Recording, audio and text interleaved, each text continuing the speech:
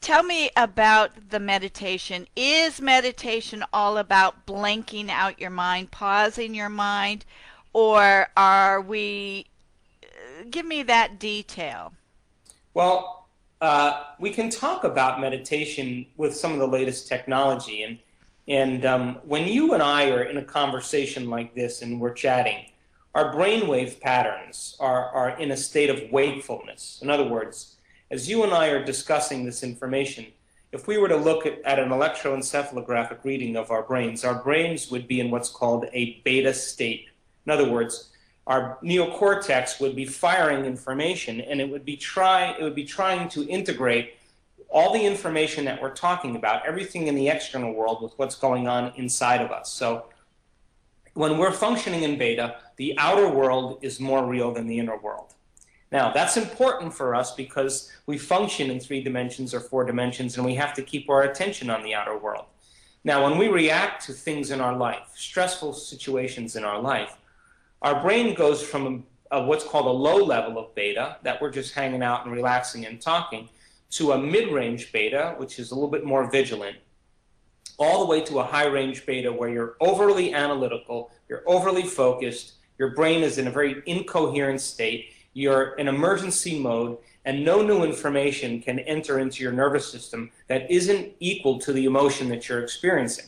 So in that state, you don't want to learn, you don't want to grow, you don't want to have ideas or create long-term building projects because you're in emergency.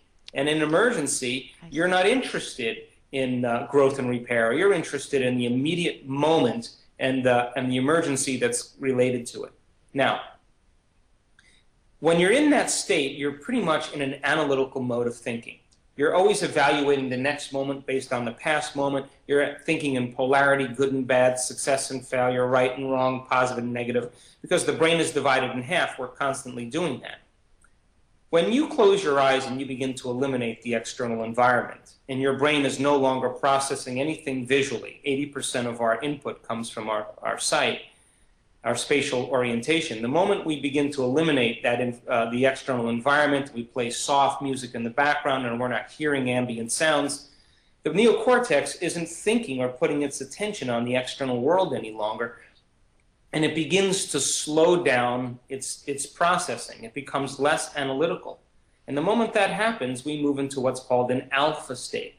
And in alpha, according to the research, the inner world is more real than the outer world. In other words, what you're thinking about or dreaming about seems to be more real than the external environment. Now, this is an important place to be because this is when you begin to move from the conscious mind through the analytical mind into the operating system of the subconscious, where all those habits and behaviors and programs exist. Now, when we move into this alpha state, we have periods where we lose track of time and space. Because as the frontal lobe begins to process new information and you're attending to one idea or one concept, it doesn't want to be distracted by all the extraneous stimulation. So it acts like a volume control. And it begins to lower the volume in the circuits of the rest of your brain that are connected to the environment, that are connected to your body, that are connected to time. And if there's no brain activity in those areas of different regions of your brain to process your body, environment, and time, then you are no body, you are no thing, you are no time. Now, this state of dissociation, this moment where you become nothing, is the moment you are becoming pure consciousness. And when you're living in those emergency states, you're over-focused on your body, you're over-focused on your external environment, and you're obsessing about time. And you begin to define reality with your senses. We become materialists. We begin to focus on the very small portion of the atom instead of on the possibilities of the atom. Now, if an atom is 99.99999% nothing, possibility, and 0.000001% particle or physical material, that when we're living in emergency or by the hormones of stress, we're focusing on the particle and we're missing the waves of possibility.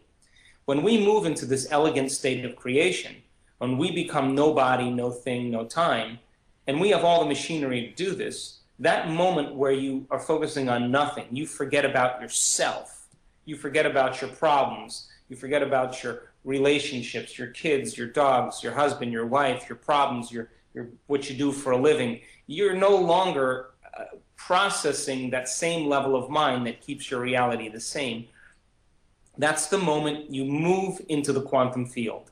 See, you can't enter the quantum field as a somebody. You have to enter as a nobody. You have to enter as pure consciousness. Now, when you enter in this state of pure consciousness, that's the moment we have dominion over the body. That's when we can begin to change something in our environment. That's when we can alter time in some way. And so, because we have all this neurological machinery to do it, it means then that we clear the slate of living in the past, becoming completely present in the moment. Now, most people, when they hit this point, they think I arrived at this place, and because there's an elevated emotion that comes with it, and that elevated emotion that begins to come up with it is that come up means that we're no longer thinking certain thoughts that make certain feelings, and those feelings drive the same thoughts that create the same feelings.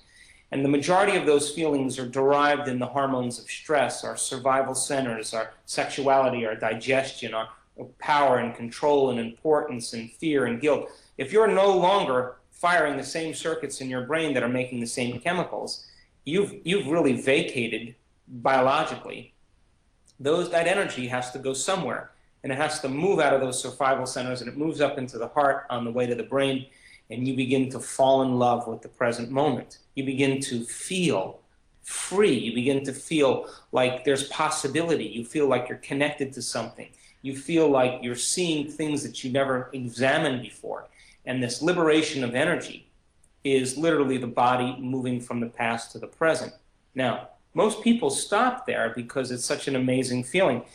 And what it is it's that a divine consciousness that we're connected to beginning to bleed out of us. It's beginning to move through us. It's beginning to consume us.